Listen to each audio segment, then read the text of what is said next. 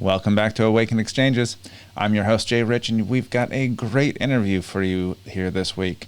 Keith K.O. Kid Berry joins us for a talk about his MMA career as well as his current cannabis and cryptocurrency adventures. Now, I think you're going to really enjoy it, but I also want to remind you that if you have any suggestions for topics or guests, I do listen to the listeners, so please email me from our website or contact me on Twitter at Awaken Exchanges. I hope to have a full, diverse, and interesting schedule for the rest of this year, so keep joining us back here on the Exchange. I've noticed that I have less and less random political crap playing over and over and taking up space in my head each week, ever since Big Orange has been out of office, but that doesn't mean that it has stopped by any means. So this week I did want to mention something that we've been talking about on this podcast since the very beginning, and that's COVID. I can't remember which episode we actually mentioned it on, but it was in one of the intros. I've been a big proponent of Bret Weinstein and his assertion that we need to at least look into the lab leak hypothesis since at least the middle of last year. It's been a very interesting couple of weeks as the media has started to actually take notice and look into the subject as well. Now, I've never said that it was an intentional leak, and that's not really the point. We just need to accurately know how and why this started so that we can process it and put something in place so we can hopefully prevent or at least identify potential disasters like this faster next time. If this had been a highly deadly or even more aggressive strain, we can't even imagine the tolls it would have taken. We've had over 590,000 deaths so far in the U.S. alone, and over 3.5 million total worldwide. That's a lot of people to lose, no matter what, despite whatever comorbidity factors may have existed, all because of an accident within a lab. I'm not saying that's for sure what happened, but there is definitely a preponderance of evidence stacking up in that direction, and if we'd been looking into it seriously for the last year, instead of dismissing it as conspiracy theory, then maybe we'd be a whole lot closer to an answer right now. Now we just sit back and wait, hoping that it doesn't mutate into a more virulent or deadly strain and cause us even more hardship. Enough of that rant for today, but I do want to give this week's guest, Keith Berry, a bit more of an introduction. Keith got his nickname the KO Kid very early in his career, scoring 3 knockouts in under a minute in just his first 6 fights. He continued his bruiser ways throughout his King of the Cage and Bellator career, scoring 17 wins with 12 by way of knockout and 3 more by submission. After COVID slowed down the fight scene, he took some time to follow another passion into the cannabis community. Now, then, as he's had some more free time and began to explore the world of cryptocurrencies, he's just become a font of information. He's had a fascinating life thus far, and I want to thank him for coming on to the Exchange and sharing a great conversation with me. I hope you all enjoyed as much as I did. Now, before we get to the interview, here's a brief rundown of our sponsors. First off, I want to thank all of you personally for your support. Just listening and sharing this podcast with your friends gives me a reason to keep providing the best content that I can. If you have the means and would like to contribute personally, please take a look at our Patreon page, where you'll get access to exclusive content and deals. As for our other sponsors, Awakened Vapes was the first of the Awakened brands and has been helping you modulate your high with a CBD-only, high-terpene vape product since 2019. Genesis Pharms has been making the highest quality medicinal RSO, among many other fantastic products, starting with the medical community back before 2010. And last but not least, the Caramel Corn Company, bringing you caramel corn the way it was meant to be. And remember, if you enjoyed this podcast, please follow us on Spotify, subscribe to us on YouTube, or follow us wherever else you're listening. And please leave us a 5-star review on Apple Podcast if you can. I know every podcast says that, but that's because it really does help spread the word. You can also support us on Patreon or connect with us on the social media of your choice. We are at Awakened Exchanges on Facebook and Instagram, and at Awaken Exchanges on Twitter. All right, now stay tuned, and thank you for listening to Awakened Exchanges.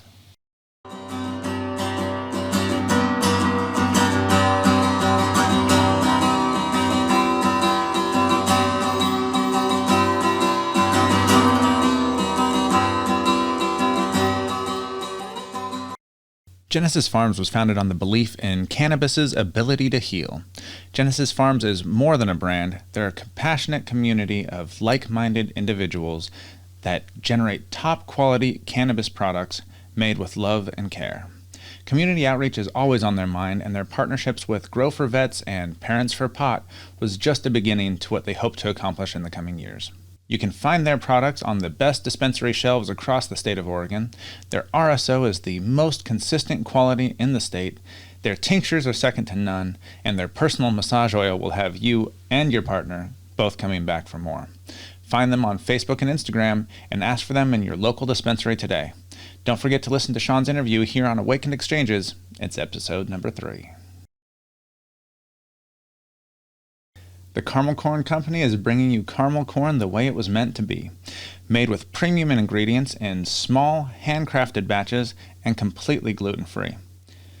The flavors include original, roasted cashew, salted almond, mixed nut, spicy sriracha, white morsel macadamia, peanut butter, butterscotch, and my personal favorites, chocolate drizzle and raspberry caramel apple. I can't say enough about how delicious this caramel corn is. It makes a great gift any time of the year. You can find them on sale in Portland area Market of Choice locations and online again here real soon. Visit caramelcorncompany.com for more information today. Remember, buying local supports small businesses and keeps your money building your community. And last but not least, Awakened Vapes has been bringing you some of the highest quality CBD vape cartridges since ringing in the new year in 2019. I became passionate about cannabis after a car wreck left me with major migraines, and no prescribed pills helped alleviate any of the symptoms. Having only tried cannabis a handful of times in high school and college, it was a doctor's recommendation that led me to give cannabis another try. Only then did I realize that we'd all been at least a little misled about the health benefits of this amazing plant. Despite the unexpected break because of the vape ban and then a global health crisis, the business is stronger than ever, and we invite you to check out our updated website today. We are still offering our 3 varieties with new improved terpene formulations and enhanced flavor to go along with the custom blended terpene effect profiles. Check back at awakenedvapes.com for any updates. You can always email us about wholesaling or white labeling opportunities as well.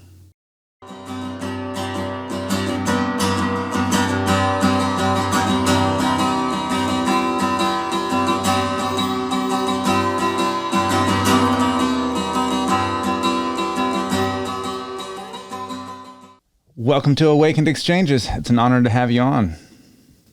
Thank you for having me. I appreciate it. I feel awakened as I'm smoking a joint while talking to you. I'm jealous right now. So I'm sure there are going to be a few people in our audience who are already familiar with you, but why don't you tell us your name and a little bit about yourself?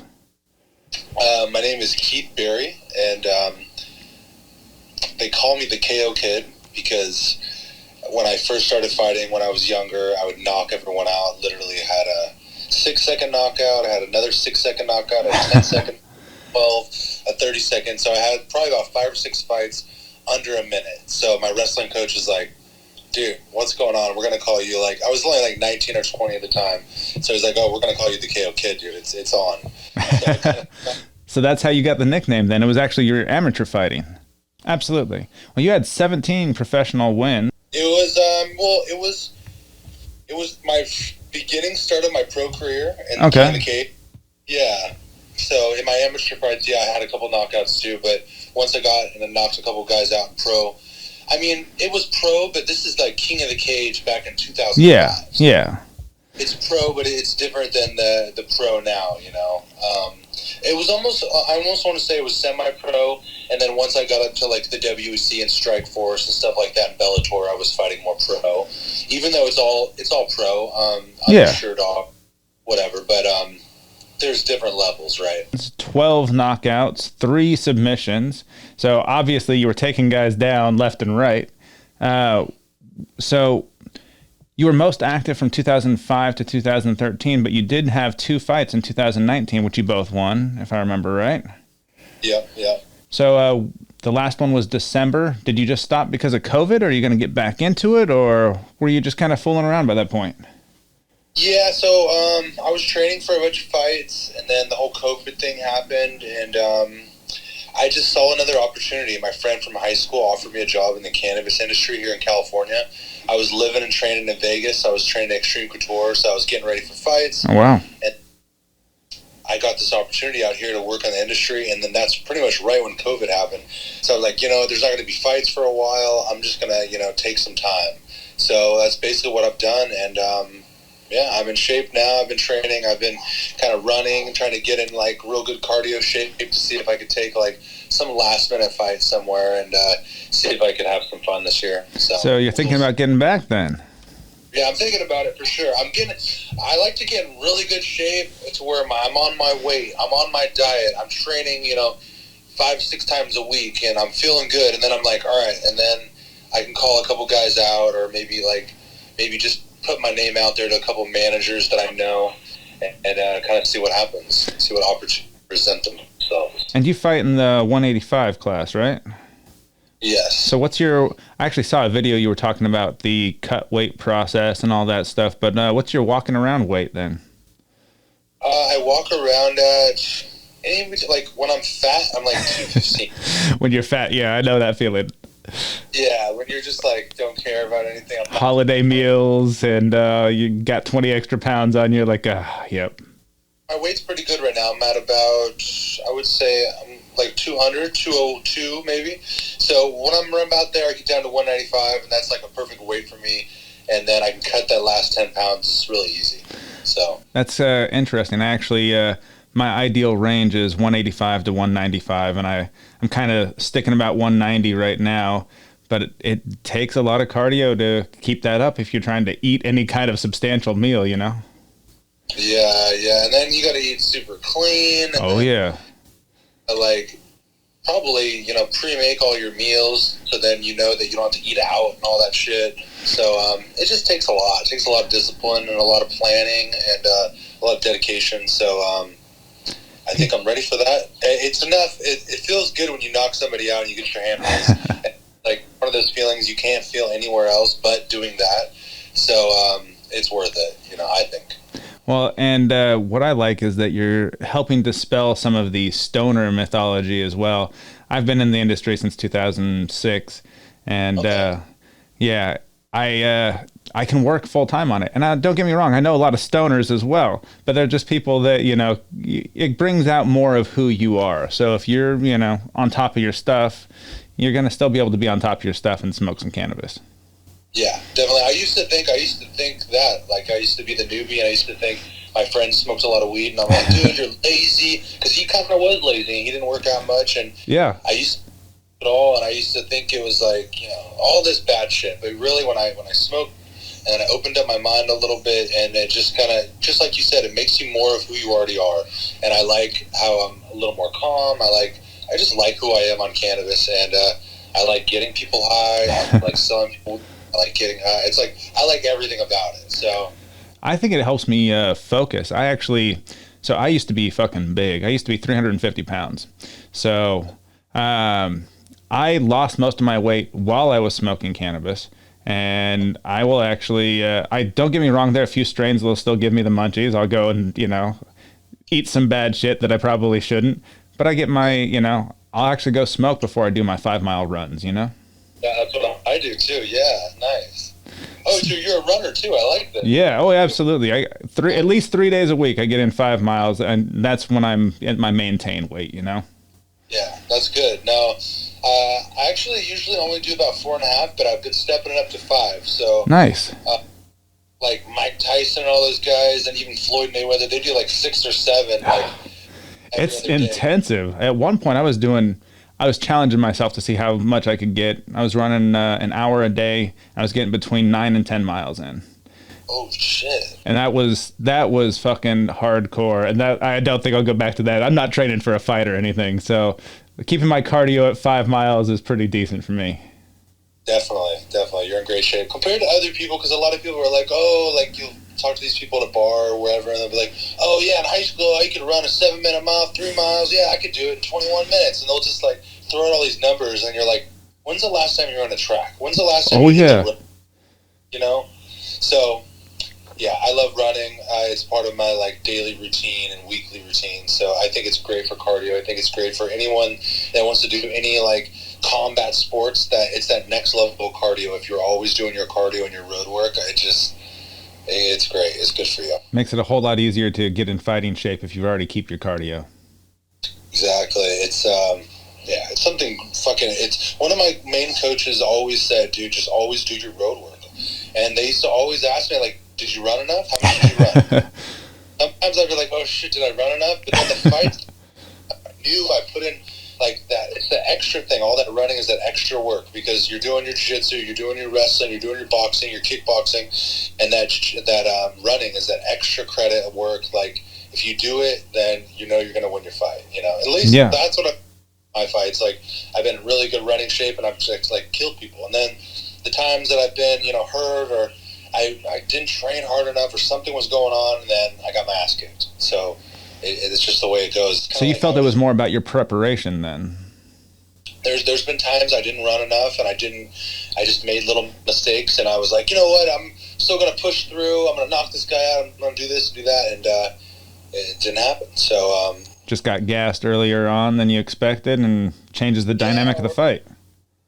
Yeah, it's like per fight, but it just changes. You know, your confidence changes as a fighter if you like in my head, do I really truly believe that I've done enough cardio? And if I have, then I'm probably going to do great. And if I haven't, then there's always that like nagging sound that I didn't do enough. You know, I've known a few fighters, and they say that if you're in your head in the fight, if you're already thinking about stuff, then you've probably already lost. Because when you're in that flow, you're feeling everything. You're already making the next moves before you're thinking about it.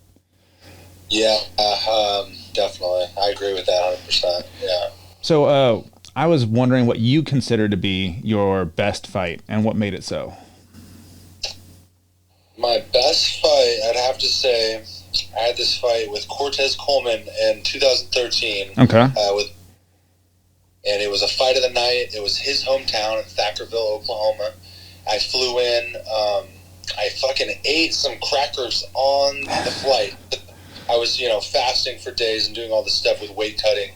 And I was just so hungry. I was like, you know what? I'm just going to eat these crackers. It's not a big deal. But then I ate them, and then I had a little water. And then it ended up just jacked up my whole weight plan. And I was probably like a half a pound over. And I ended up cutting the rest of the weight. I made weight, but the guy was complaining the whole time. I was just like, couldn't wait to fight this guy. He was talking a lot of it was his hometown, so he was trying to cancel the fight before just because I was like I think at the end of it I was like 2 ounces over, and then they were like, it's all good. So, but anyways, this guy, he was just so annoying. He talked so much shit. So when I got in there, I wanted to fucking knock him out in the first round. So I just went out. I just literally ran across the ring and just tried to knock him out as fast as I could. And I almost did. I was real close. He almost went down. He got real rocked. He went down. I think he got back up, and I just kept brawling with him. And ended up going to second and third round. And I pretty much did that the whole fight. I literally hit him with everything I had, and I ended up winning a decision in his hometown. Really? Yeah. That's hard to win a decision in somebody else's hometown. You must have been rocking them pretty hard. It was like a huge fight. It was on YouTube, and it had like over 10 million views with wow. Bellator, and I don't know why it got taken down, but it got taken down. Yeah, people used to add me and ask me about that fight just from the YouTube video, and it was actually a lot of good publicity. I don't know what happened to it. So I'm gonna have to see if I can find that somewhere else. That's it sounds like a good fight. It was a good fight. I have clips of it.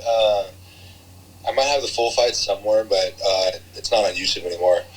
I tried to put it back on YouTube, and then it got taken off. So I think it's interesting that you consider the decision to be one of your best fights because you had to go out there and give it your all. I was expecting it to be one of your knockouts. No, I mean, those are fun fights, obviously, but you don't learn a lot when you knock somebody out really quick. Or I've probably learned more in fights that I've really had to go the distance and then end up winning versus all my quick knockouts. I really didn't learn shit. I just knocked them out. I like that. That's means you want to get mentally stronger every time you're fighting too. Yeah, I think a lot about mental. I'm all into stoicism and things like that. So I try to work on my mental before. I think that's a big part of the game. And if you're mentally sound, you're going to win. So I like it. Unless you're mentally sound, but you just absolutely suck. So then you could just suck. So I don't know. Well, obviously, it doesn't seem like you've sucked too much in your fighting. What do you consider your worst fight, though? My worst fight, my hometown, and probably the opposite. Oh. When I was coming up, I fought this guy, Bret Cooper. Okay. He was like, I don't know if you know him. He was in Bellator a lot. He fought like Shlemenko. He fought a couple good guys in Bellator. He was a real tough guy, like a hockey player type of guy. So I had all these fights, and I got him last minute, and I just kind of took it. And I was like, yeah, whatever. And I tried to do the same thing I've done in a lot of my fights, but I was a little like unconfident because I knew he was really tough and all this shit. So I was like, oh, should I wait him out? Should I do this? Should I do that? And I just said, you know what? I'm going to go out there and try to knock him out because I think 2 fights before I knocked the guy out pretty quick. And I'm like, I'm going to go out there again. I'm just going to knock him out and just see where it goes.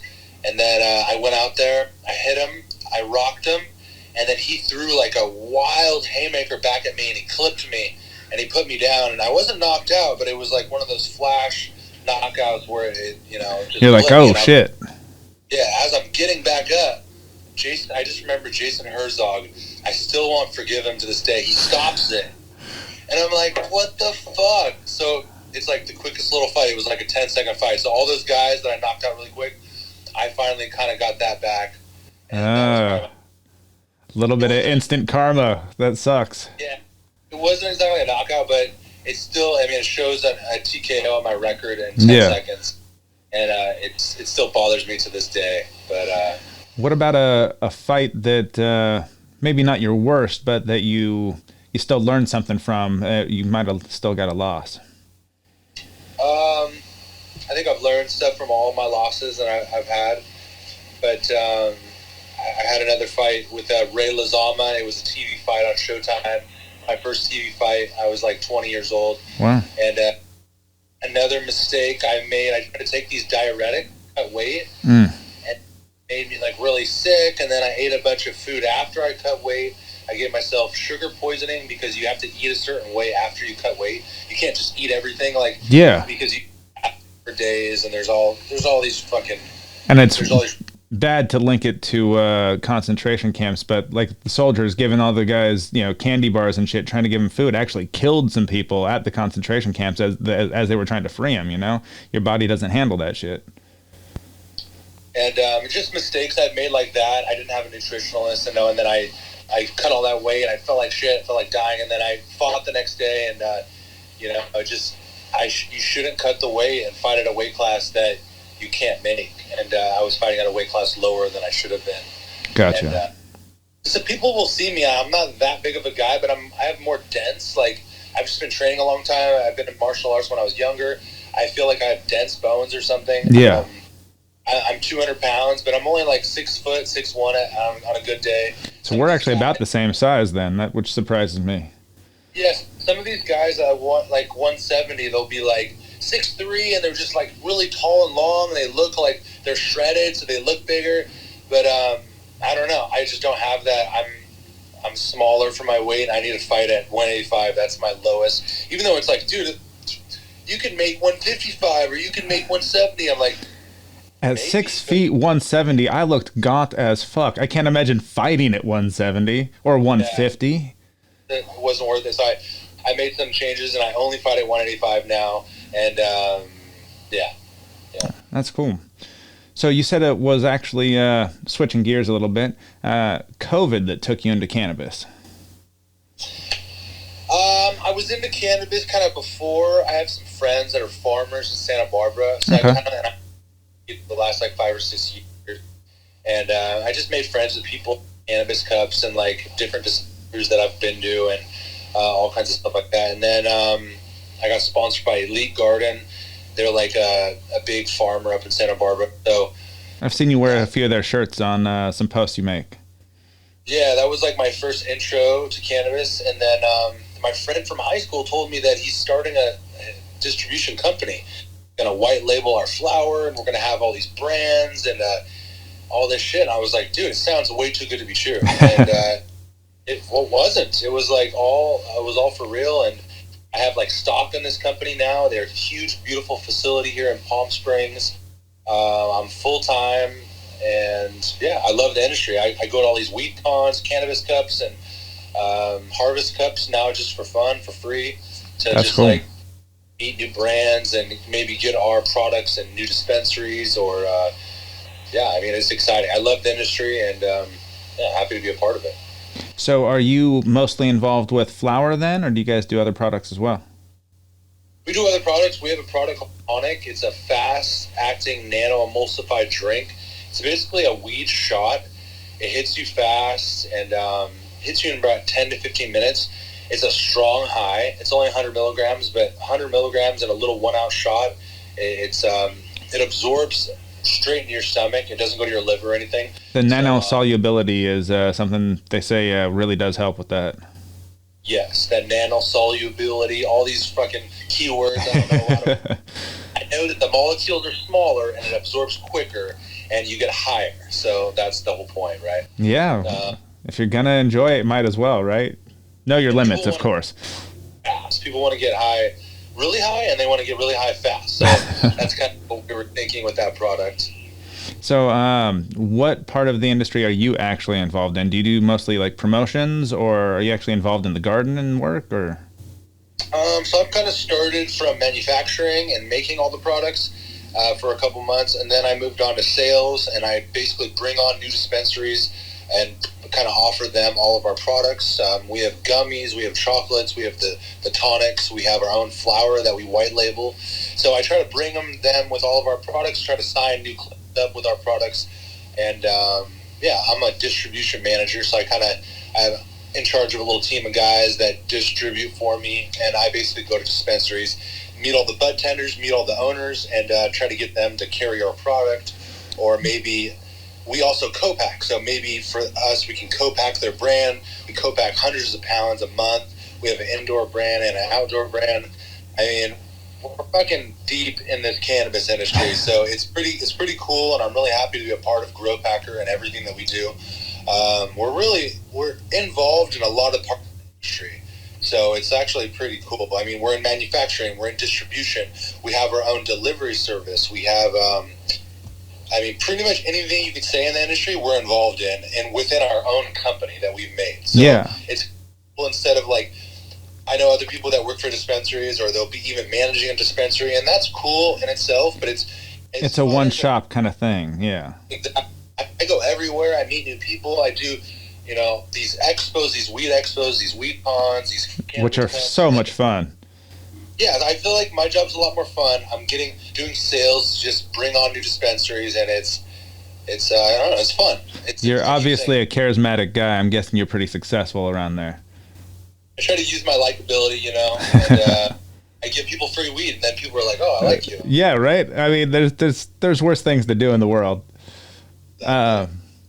So it actually sounds a little bit like. So I was the operations manager. I actually started as a trimmer and worked my way up through for a company called Packaging Brothers, and they do a lot of the same stuff, but up here in Oregon.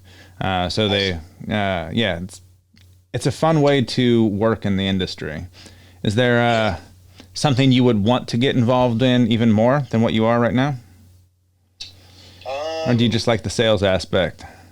I kind of like where I'm at. I'm a distribution manager, so I run a couple guys, and I kind of have them do my hard work, and I do a little of the easy work and the sales stuff and the stop-ins and touch-ins. But, yeah, I mean, we're branching off to Arizona. We're branching off to Nevada, Michigan. I mean, some of the guys in my crew, they're really, really smart, and they're, like, making these big deals happen. That's awesome. I'm hoping something that I could do that'll even be more hands-off and maybe more traveling and maybe more promotional type of stuff for our company or our individual brands. But, I mean, either way, dude, I'm really happy where I'm at. I'm going to kind of see where this job takes me and where I end up. So are you mostly... Oh, go ahead. Sorry. I'm hoping it's going to be in the industry just forever. I mean, I hope I want to retire from this industry and fight on the side, fight for a hobby, fight for fun, because I like to, and then do this as my actual career. And I think that it's awesome that both of your careers are fun, and that makes so much difference in your life, doesn't it? Yeah, definitely, for sure.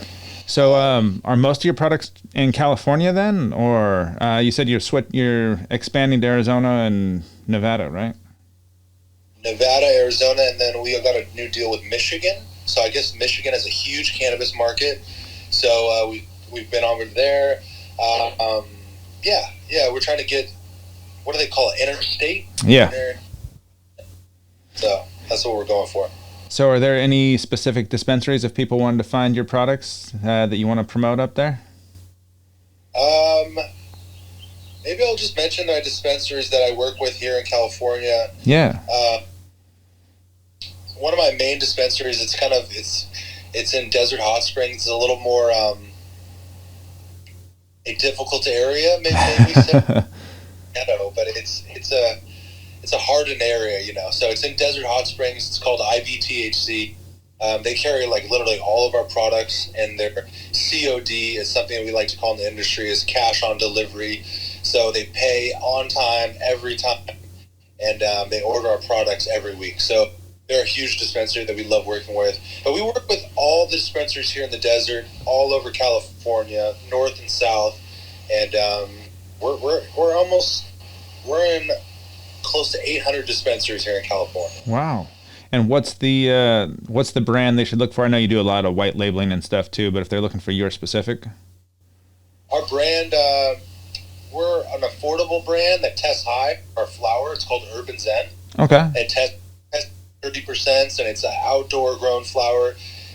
So it's real affordable, maybe $20 out the door for an eighth. Wow. And Urban Zen, we have stones, our gummies, we have coca, our chocolate, we have tonic, and we have a whole brand of tonic. We have tonic tinctures, we have tonic seltzers, we have tonic lemonades, we have tonic shots, we have all kinds of tonic. So if you see tonic out there, it's TONIK, and it's our THC brand of, we have the shots, we have the beverage, we have everything to do with anything with beverages with tonic. So that's awesome.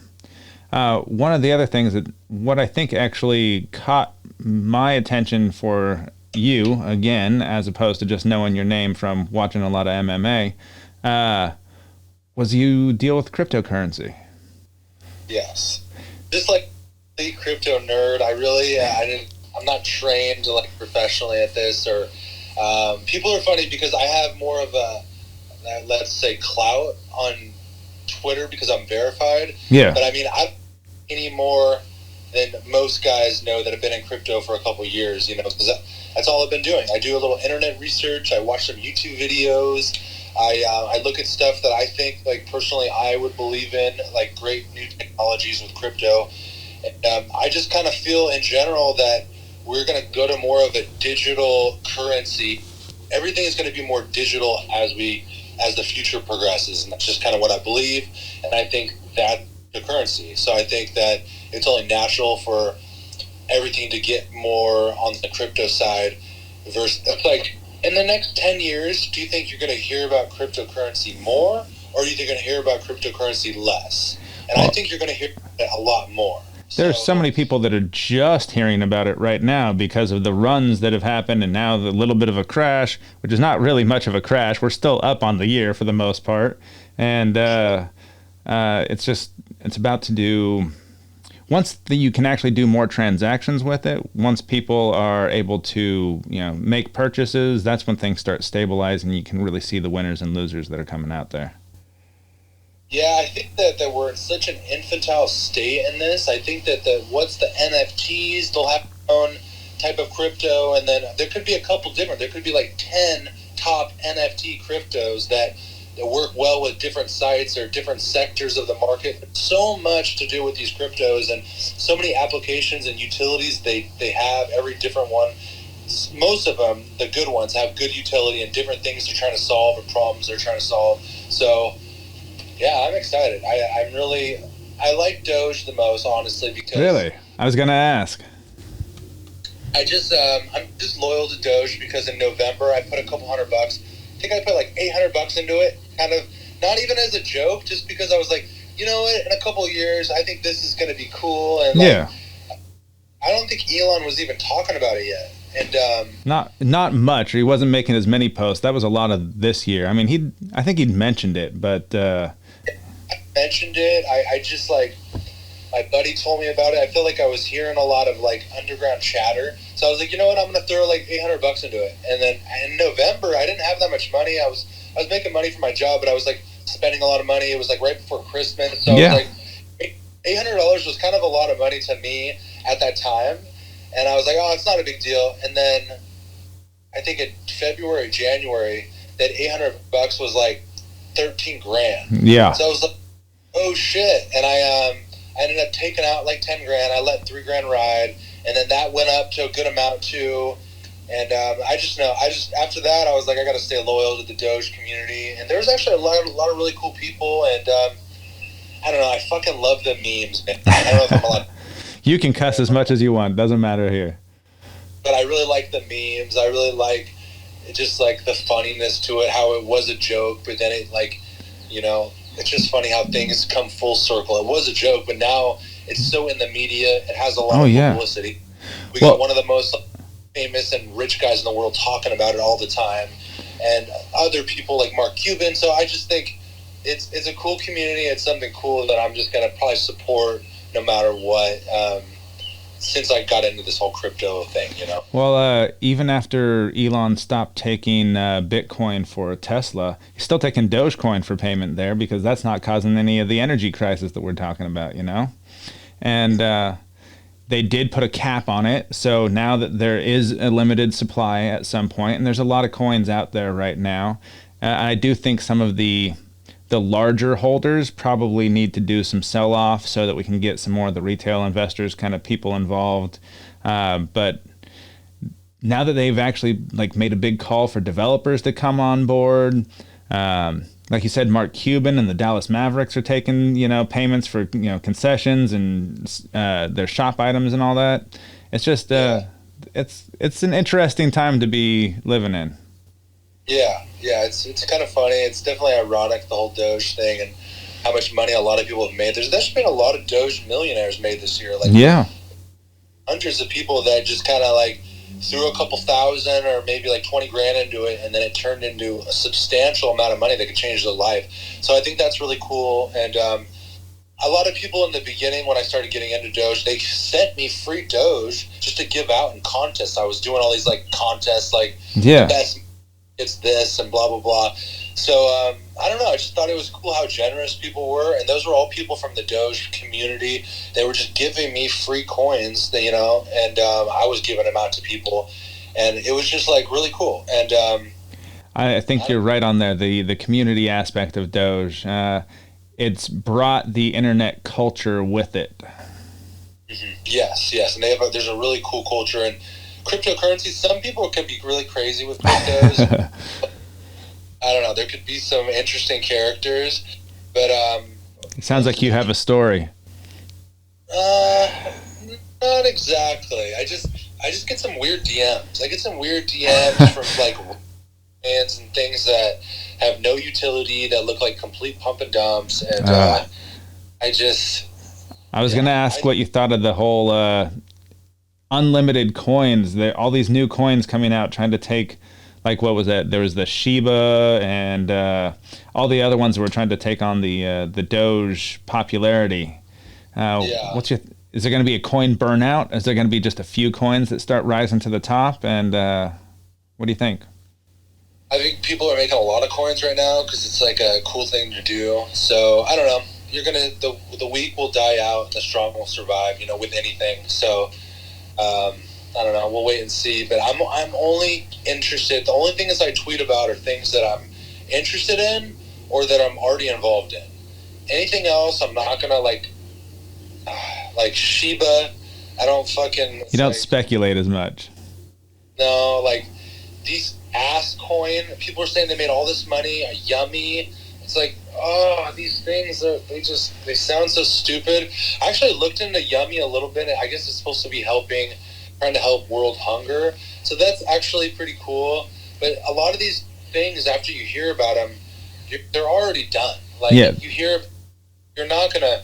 And how are you gonna know when to pull your money out? And You don't, and they crash because there are hundreds of Telegram channels telling people go buy, and then all their admins sell all of their stuff and hope that they make enough money, and maybe they make a few people in their Telegram channel money, but then it trickles down to losses to some of those retail investors that, like you said, $800 can be a fair amount of money if you're putting in this one coin. Yeah, I mean, it's like, even like if you bought something like ADA, Cardano right now, if you bought that, say it goes up to like $10, you bought, $1,000 worth, that could be a substantial amount of money. And, I think that one's a good one. I think ADA is a good one. I think BitTorrent is good. I think DigiByte. I think some of these cheaper ones that have good teams behind them that haven't actually had a huge pump yet are good. I like Tron. I like, I don't know what other ones I like a lot. I've actually, people, if I refer people to my Voyeur, I get free Bitcoin. And I haven't bought Bitcoin, but since referring so many people, I have like $800 in Bitcoin. So, or I did have $800 and it went down to like $5. It'll go back. But that's really the only Bitcoin I have. I have a good amount of Litecoin. I like Litecoin a lot. And Litecoin is actually the technology that Doge is built on as well. So, it was trading up at $300 a coin here not long ago. I think it was up at $400. Really? One point. See, exactly. Out of them, I was like, "Holy shit, $400! I doubled my money." And then now it's like back what I got it at. So it's all good. I'm just gonna. I only hold. I buy things that I am interested in, and then I dollar cost average, and I just hold. And I don't need this money for years. Exactly. And if something really happens, an emergency happens, and I need this money, then I'll cash out. But my plan is just to hold long term. And that's exactly what I've been doing with it as well. And like you said, I don't have much Bitcoin, but after this recent crash, well, I actually bought some when it was at 6,000 after the COVID crash right away. I saw it hit that, and I'm like, fuck that, I'm going to go ahead and buy. And now I'm thinking about buying again while it's in this little dip because I know it's going to be coming back. I know that there's the energy usage issues with there, but because it is the first and it is a standard, almost like gold with the limit that it has and the way that they played the market with it, it seems like that long-term cash storage kind of coin. Whereas Litecoin and Doge are going to be like your transactional coins, right? Where you're going to be doing a lot more actual movement with them. Yeah, I would think so. I mean, it could all be interchanged though too. Different ones are a store of value for different people, right? Like, and Litecoin and Bitcoin, they actually have things that can allow you to make those transactions. Doge doesn't really have that yet. A lot of people are getting on to like accept Doge and all this. Yeah. I still think so many of these things, we're still in a very infantile like stage. I don't think everyone is ready for this big adoption of cryptos. No, especially many people older than like our generation. My parents don't want to know anything about it. I got them to invest a little bit and have made them some money, but it's sitting in an account that they know nothing about, basically. Yeah, my mom got really into it. She bought, good for her.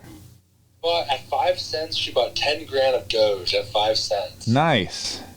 She sold some. She took some profits. Take the money back out, and then you're playing with free money at that point, right? Yeah. I think she took out her 10 grand because she was up a lot.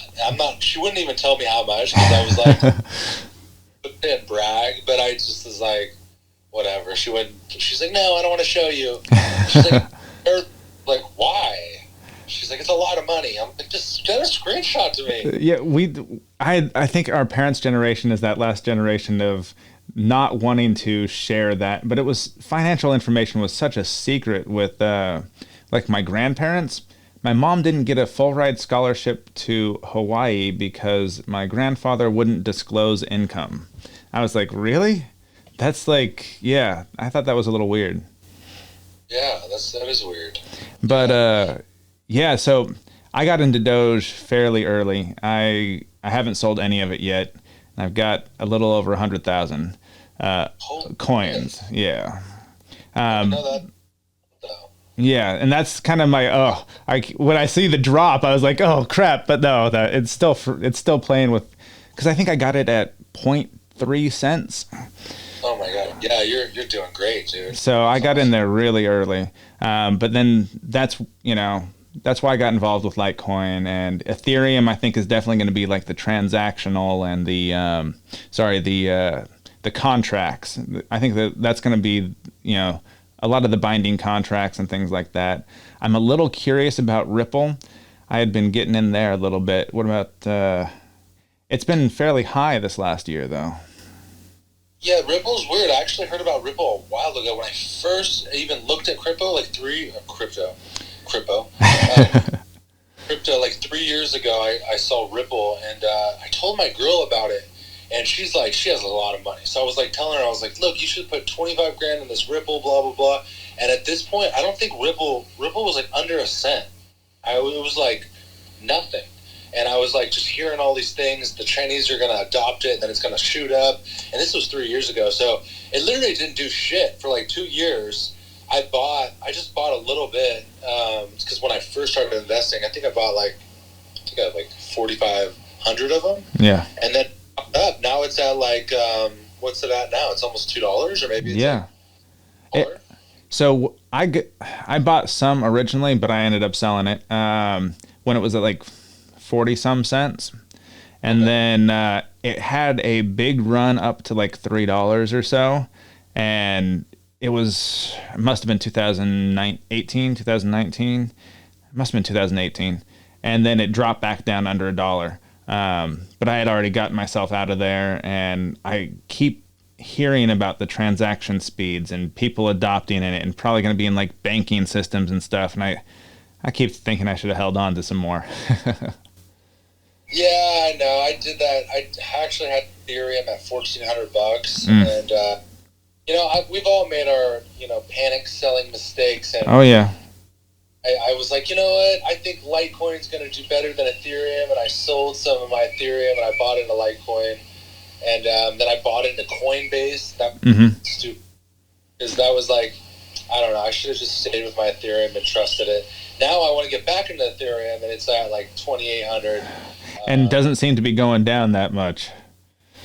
No, and I think Ethereum has a huge future too. It has just so many different things that they could do on it with building all these different blockchains and all these. Isn't like the whole BSC, Binance Smart Chain? Is that all on? I believe it is. Yeah. So it's all built off. There's other networks being built off just the Ethereum network. So. I don't know. I think it's going to have a long future, in my opinion. And I think right now, most of the NFT exchanges are using Ethereum. So yeah, it's just, there's a lot to it. I do have to ask, since we're talking investments, you have any opinion on the meme stocks? The only meme stock I like is Doge. Really? Yeah, I think this Chad one is kind of funny because people, have you heard of a Chad in the weed industry? No. Oh, yes. Yeah. Okay. I know what you're talking about now. That doesn't smoke, that doesn't know the subculture of weed, that just trying to make money off weed. So there's a Chad in like every industry. So now there's a Chad in the finance, and the Chad in the finance like knows everything. He knows when to sell, he knows when to buy. So I just thought that was one of the meme tokens I saw that I kind of thought was funny. I've been promoting that one lately. So you didn't do any of the GameStop or AMC stuff then? Yeah, I bought some AMC. I'm just holding it. It's up almost at $20 this morning. Yeah, I saw that. I was like, hell yeah. I shot a little tweet about that. Yeah, no, I'm pumped about AMC. I bought it at like $8.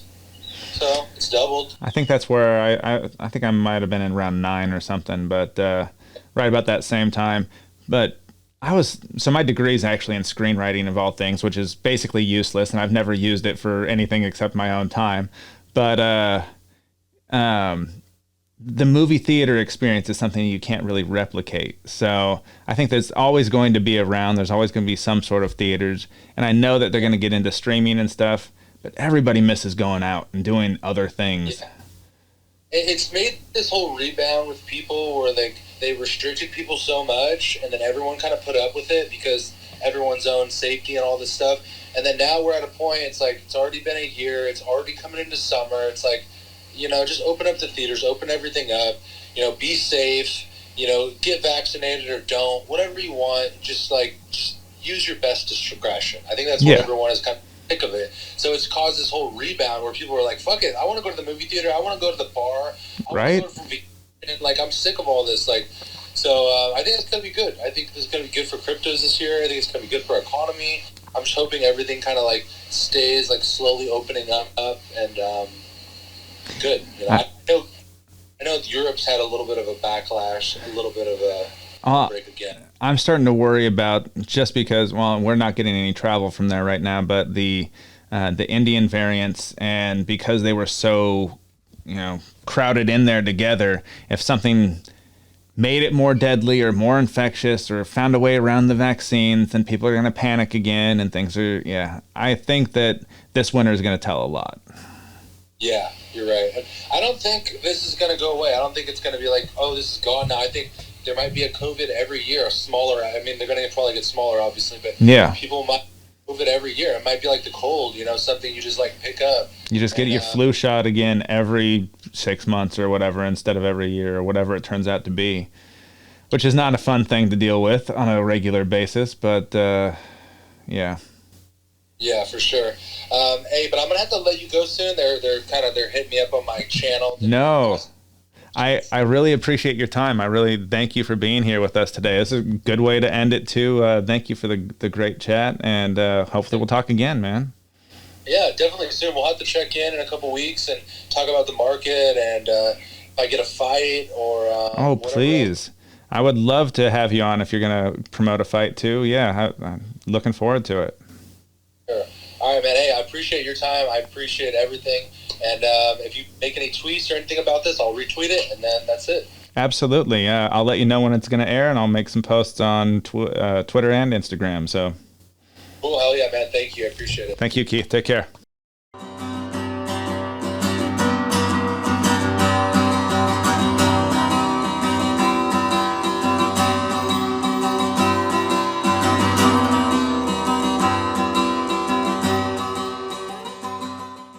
Thank you again for listening, and I hope you enjoyed this conversation as much as I did. I had an amazing time talking with the KO Kid about his MMA career and his transition into cannabis and the future of cryptocurrency. I want to thank him and give a special thanks to all of our listeners. You are the reason I'm doing this. Please tell your friends about us, follow us on Spotify, subscribe on YouTube or wherever else you're listening, and please leave us a 5-star review on Apple Podcasts. It really will help with visibility.